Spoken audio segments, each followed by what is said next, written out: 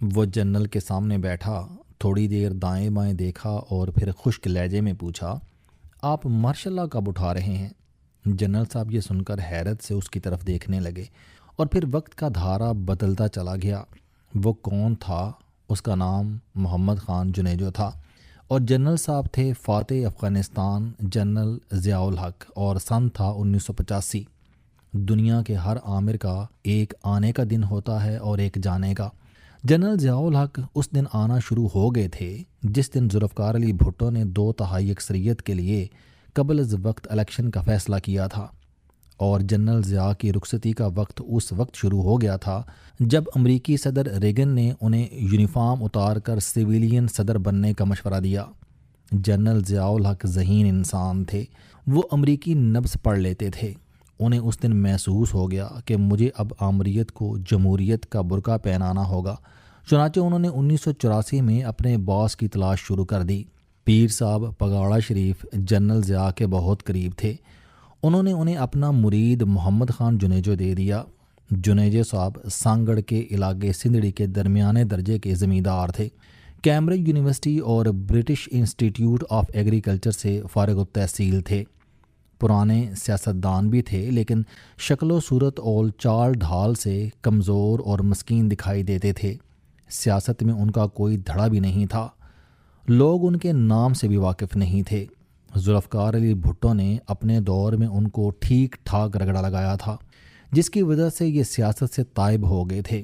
General Zia نے اقتدار میں آنے کے بعد انہیں 1978 میں ریلوے کا وزیر بنا دیا، لہٰذا یہ جنرل صاحب کو اپنا موسن سمجھتے تھے۔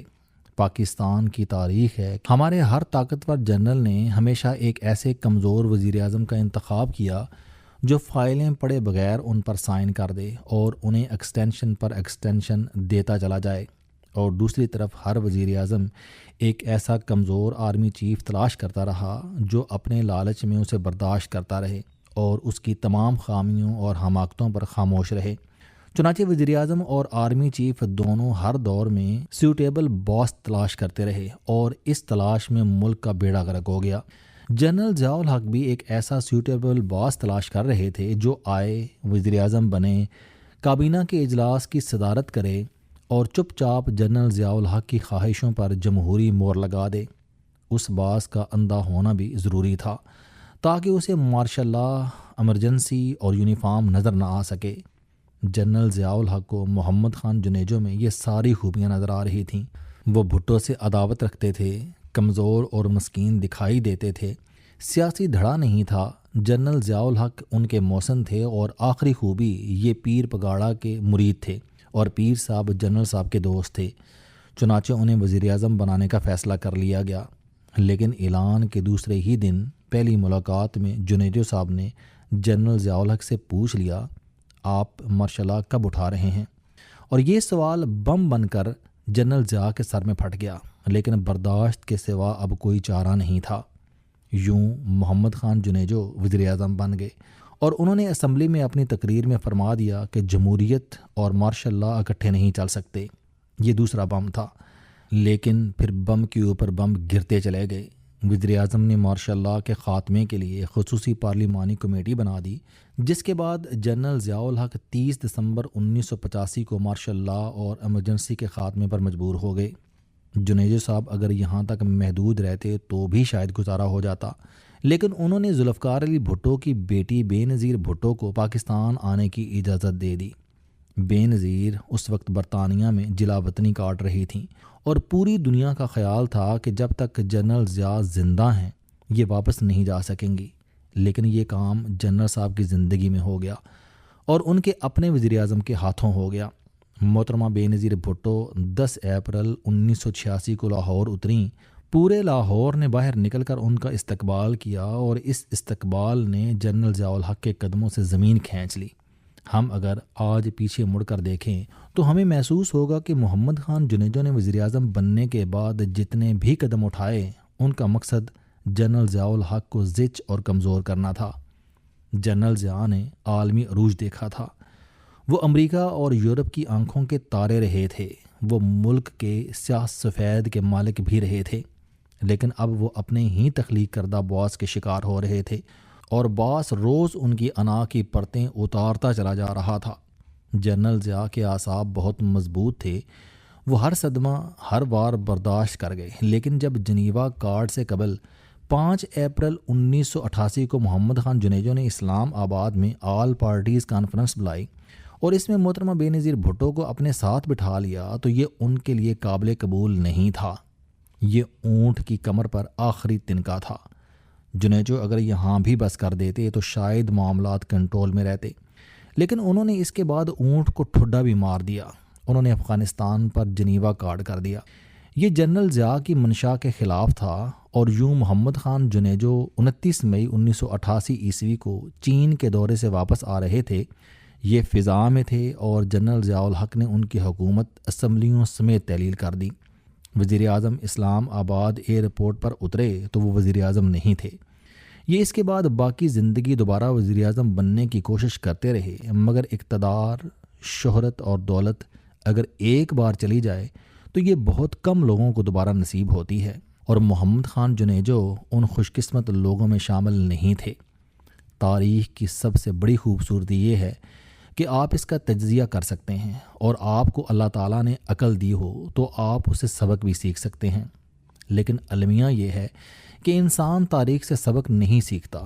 ہمارے آج کے سیاستدان بھی محمد خان جنیجو سے سبق نہیں سیکھیں گے، تاہم یہ ان واقعات کا تجزیہ ضرور کر سکتے ہیں، اور تجزیے کے مطابق اگر جنیجو صاحب آگ کو پھونک نہ مارتے اور سنبھل کر چلتے تو آج حالات قدرے مختلف ہوتے۔ جنرل ضیاء الحق نے انہیں موقع دیا تھا۔ یہ میاں شہباز شریف کی طرح سنبھل کر قدم رکھتے جاتے تو درمیان میں دراڑ نہ آتی اور یوں آج کی تاریخ قدرے مختلف ہوتی۔ مجھے بعض اوقات محسوس ہوتا ہے کہ شہباز شریف نے جنیجو کے انجام سے سبق سیکھا اور یہ اس لیے احتیاط سے چل رہے ہیں۔ جنیجو اگر رک جاتے تو مارشل لا نے بہرحال ختم ہو جانا تھا۔ یہ اس کے قدرتی وقت کا انتظار کر لیتے۔ دوسرا، اگر وہ یہ غلطی کر بیٹھے تھے تو پھر محترمہ بے نظیر بھٹو کو واپس لانے کی کیا ضرورت تھی؟ چلیں یہ بھی ہو گیا تو پھر افغان ایشو پر آل پارٹیز کانفرنس بلانے کی کیا ضرورت تھی؟ آپ نے یہ بھی کر لیا، مگر اس میں محترمہ کو ساتھ بٹھانے اور ان کی موجودگی میں جنرل ضیاء الحق کی پالیسی کا تبرہ کرنے کی کیا ضرورت تھی؟ چنانچہ نتیجہ سامنے تھا۔ آپ جب چوٹ پر چوٹ لگاتے چلے جائیں گے تو اس کا کوئی نہ کوئی رزلٹ تو نکلے گا، اور وہ نکل گیا۔ آپ یہاں محترمہ کا سیاسی ظرف دیکھیے۔ محمد خان جنیجو نے محترمہ بے نظیر بھٹو کے لیے اپنے اقتدار کی قربانی دی تھی۔ محترمہ کو جواب میں انہیں عزت دینی چاہیے تھی، اور اقتدار میں آنے کے بعد انہیں شریک اقتدار بھی بنانا چاہیے تھا۔ لیکن آپ سیاست کی ستم ظریفی دیکھیے۔ محترمہ نے جنیجو کی طرف مڑ کر بھی نہیں دیکھا، اور یوں جنیجو صاحب صرف 61 سال کی عمر میں امریکہ میں کینسر کے ہاتھوں انتقال کر گئے۔ لہٰذا پھر ان کی ساری اصول پرستی اور جمہوریت نوازی کا کیا فائدہ ہوا؟ اب یہی غلطی بلاول بھٹو کر رہے ہیں۔ پیپلز پارٹی نے 27ویں ترمیم کے دوران اسٹیبلشمنٹ کو 2-3 مرتبہ بلیک میل کرنے کی کوشش کی۔ ترمیم کی منظوری سے ایک رات قبل بھی ٹھیک ٹھاک پھڈا ہو گیا تھا، لیکن بہرحال ترمیم نے ہونا تھا اور یہ ہو گئی، لیکن درمیان میں دراڑ آ گئی۔ یہ معاملہ یہاں تک رہتا تو بھی حالات ٹھیک ہو سکتے تھے، لیکن پیپلز پارٹی نے 11 جنوری کو پی ٹی آئی کو باغ جناح میں جلسے کی اجازت دے کر اس دراڑ میں مزید اضافہ کر دیا۔ سہیل آفریدی کراچی جانا چاہتے تھے، یہ چلے جاتے، لیکن پیپلز پارٹی نے ایئرپورٹ پر ان کا استقبال کر کے دوسری غلطی کر دی۔ یہ غلطی بھی برداشت ہو سکتی تھی، لیکن پھر جلسے کی اجازت دے دینا، لوگوں کا نکل آنا اور پھر سہیل آفریدی کی تقریر کا میڈیا پر چل جانا یہ ناقابل برداشت ہے، اور اونٹ کی کمر پر تنکے ہیں۔ میں تاریخ کا طالب علم ہوں، چنانچہ میں حالات کی یہ تبدیلی دیکھ کر بڑی آسانی سے کہہ سکتا ہوں کہ یہ سہیل آفریدی کا آخری جلسہ اور بلاول بھٹو کی آخری ڈھیل تھی۔ آفریدی کو اب مزید جلسوں اور بلاول بھٹو کو مزید اجازتوں کی اجازت نہیں ملے گی۔ بلاول بھٹو جنیجو صاحب جیسی غلطی کر بیٹھے۔ انہوں نے دشمنوں کو گھر بھی بلا لیا اور انہیں چھت پر کھڑے ہو کر تقریر کا موقع بھی دے دیا۔ یہ غلطی ناقابل معافی ہے۔ یہ ہاتھی کے منہ سے گنا کھینچنے کے مترادف ہے۔ چنانچہ یہ اب سزا بھگتنے کے لیے تیار ہو جائیں۔ سہیل آفریدی بھی اب تیاری کر لیں، یہ بھی ہاتھی کے پاؤں سے نہیں بچ سکیں گے۔